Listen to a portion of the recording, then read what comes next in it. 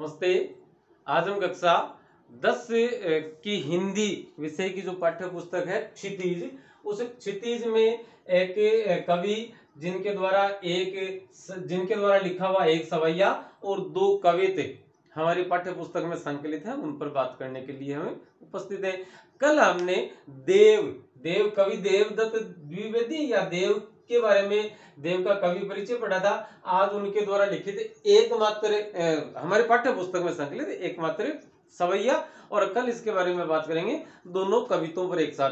तो आज हमें ये आपके सामने सवैया लिखा हुआ है और हमें कक्षा 10 की 2021-22 की जो नई NCERT वाली पाठ्य पुस्तकें हैं, उन पाठ्य पुस्तकों के विषय में आपके साथ चर्चा कर रहे हैं। देखिए क्या लिखा है कि पायनी नुपुर मंजू बजे, कटी किंकनी की धुनी की मधुराई, सांवरे अंग लसे पट पिते, हिय हुलसे बनमाल सोहई, माथे किरीट बड़े दृग चंचल, मंद हंसी मुखचंद जुन्हाई, जे जग मंदिर दीपक सुंदर, श्री बरज दुलह देव सहाई। श्री ब्रज दुलह, सॉरी ब्रज निकल गया था मुझसे, ये ब्रज दुलह देव सहाई। देव कहते हैं कि ये जो ब्रज के दुल्हे हैं वो बड़े ही सुहावने, बड़े मनोहर लग रहे हैं। और ब्रज का दुल्हा किसे कहा गया है? तो ब्रज का दुल्हा कहा गया है कृष्ण के को। कवि देव के द्वारा यहाँ पर कृष्ण का मनोरम चित्रण प्रस्तुत किया गया है। कृष्ण का जो शारीरिक सौंदर्य है, जो बाहरी सौंदर्य है, उस सौंदर्य के विषय में बात की गई है।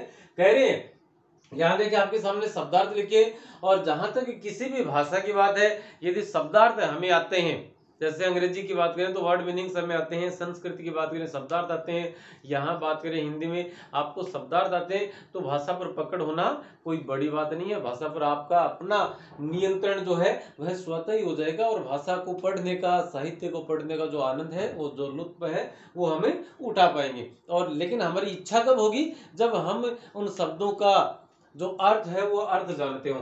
तो यहाँ देखिए, यदि बात करें तो यह कौन सी भाषा में लिखा हुआ है? तो यह ब्रज भाषा में लिखा हुआ है। यह सवैया किस भाषा में लिखा है? ब्रज भाषा में। पायनी का अर्थ है पाँव में, नुपुर पायल, मंजू सुंदर। देखिएगा एक बात और, यहाँ आपके सामने एक शब्द तो नुपुर लिखा हुआ है और एक मंजू लिखा हुआ है। नुपुर शब्द ऐसा एक शब्द है जो बड़ी बड़ी प्रतियोगी परीक्षाओं या कंपटीशन की जो एग्जाम्स होती हैं उनमें पूछा जाता है कि इसका शुद्ध रूप कौन सा होगा, और अक्सर ही हम गलत कर देते हैं। जैसे चार हमारे सामने इस प्रकार से लिख दिए, मान लो किसी ने, लो जी,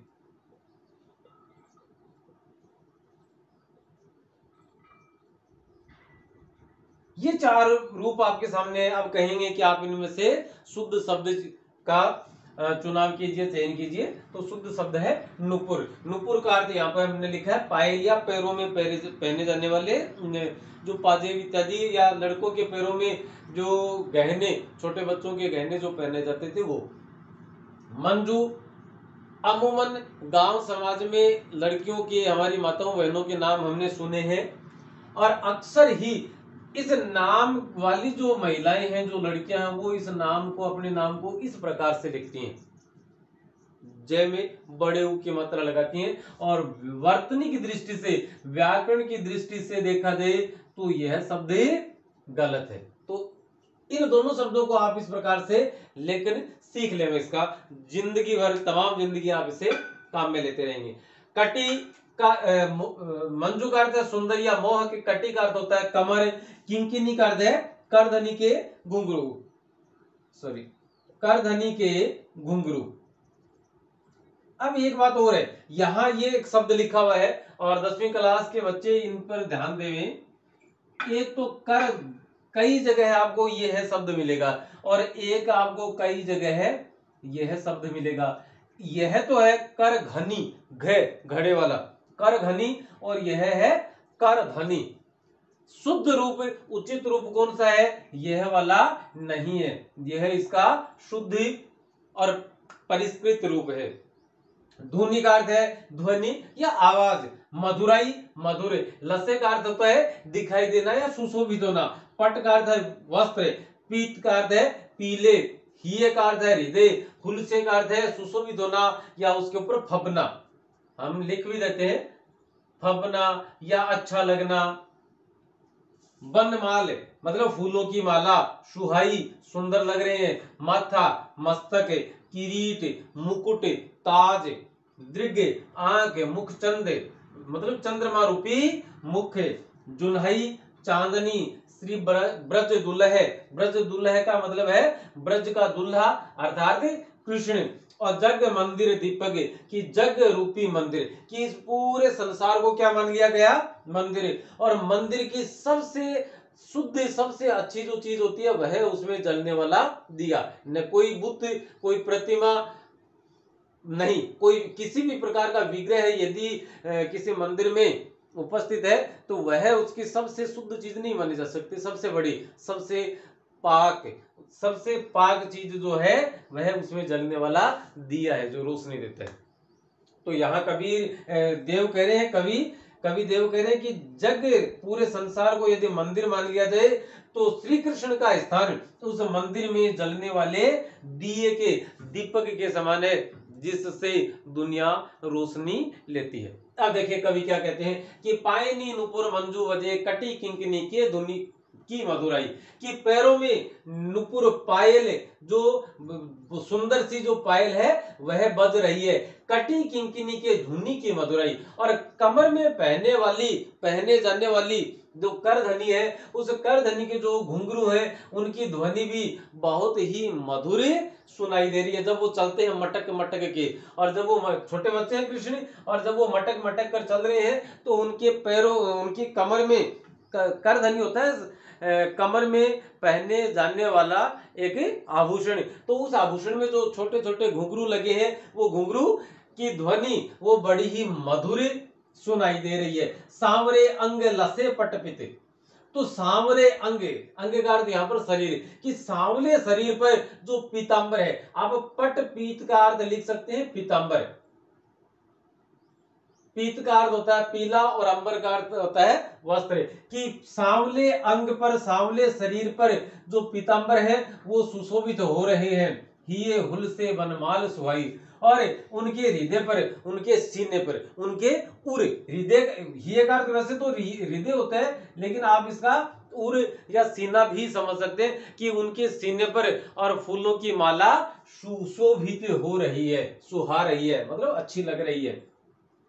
माथे किरीट बड़े दृग चंचल, और उनके माथे पर उनके मस्तक पर क्या है, सिर पर क्या है, मोर पंख से बना हुआ मुकुट है, ताज है, बड़े दृग चंचल, और उनकी जो बड़ी बड़ी आंखें हैं वे बड़ी ही चंचल है। मंद हंसी उनका मंद मंद मुस्कुराना, और उस मुस्कुराने से उनके मुख रूपी चंद्रमा से जो हंसी फूटती है, उनके मुख रूपी चंद्रमा से जो मंद मंद मुस्कान फूटती है वह चंद्रमा की चांदनी के समान प्रतीत होती है, अर्थात बहुत अच्छी। जे जग दीपक जग मंदिर दीपक सुंदर, कि इस जग रूपी मंदिर में चमकने वाला जलने वाला यह दिया यह दीपक बहुत ही सुंदर है। वह दीपक कौन है, श्री ब्रज दुल्हे देव सहाय। देव कवि कहते हैं कि यहाँ इस मंदिर में जग रूपी मंदिर में जलने वाला जो दिया है वो श्री कृष्ण है। तो इस प्रकार से और हम इसकी व्याख्या कर सकते हैं। अब जैसे बात करें कि व्याख्या यदि 10वीं कक्षा के बच्चों के पाठ्य उसमें प्रश्न पत्र में आती है तो सबसे पहला होगा प्रसंग में हम लिखेंगे कि प्रस्तुत अंश प्रस्तुत कवितांश प्रस्तुत काव्यांश देव के द्वारा रचित एक सवैया या देव के द्वारा रचित सवैया है जिसमें कृष्ण के विषय में या कृष्ण के श्रृंगार का कृष्ण के सौंदर्य का एक मनोरम वर्णन किया गया है। उसके पश्चात हम इसकी व्याख्या जो पढ़ी वो लिख देंगे। एक बार समझ में नहीं है आप दोबारा इसको सुन सकते हैं। उसके बाद और हमें लिखेंगे एक दो इसकी विशेषताएं। तो विशेषताओं में जो लिखेंगे वो विशेषता किस प्रकार की होंगी, आप 1 नंबर पे तो लिखें ब्रज भाषा का प्रयोग किया गया है। और हिये हुल से और पहले शुरू से देखते हैं। देखिएगा, एक तो पट पीत हिये हुल से, कटी किंकिनी, ठीक है। उसके बाद इनमें तो कौन सा है, अनुप्रास अलंकार है, इनमें अनुप्रास अलंकार है। इसके बाद में जग रूपी मंदिर, तो जग रूपी मंदिर में जहां रूपी शब्द की प्राप्ति होती है वहां रूपक अलंकार माना जाता है। और एक मुख चंद, तो मुख रूपी चंद्रमा, चंद्रमा रूपी मुख, तो यहां भी क्या हो जाएगा, रूपक अलंकार। चंद्रमा के जैसा इनका मुख है, जिनसे फूटने वाली जो मंद मुस्कान है, मंद हंसी है, वह चांदनी के समक्ष, चांदनी के समकक्ष प्रतीत होती है, चांदनी के समान दिखाई दे रही है। तो दोस्तों फिलहाल इस कक्षा में इतना ही है। आगे हम बात करेंगे देव के द्वारा ही रचित दो कविते, जो कि वो भी एक छंद ही है सवैया की तरह से, और उन पर चर्चा करेंगे। यह गलत है, यह गलत है, यह गलत है और ये वाला सही है। तो जब तक कविताओं के बारे में बात करें आप इसे देखें और अपनी नोटबुक में इसे उतार लें, अपने गुरुजनों से जो बहन जी हैं उनसे चेक करवाएं, और जल्दी मिलते हैं कविता की व्याख्या के साथ। नमस्ते।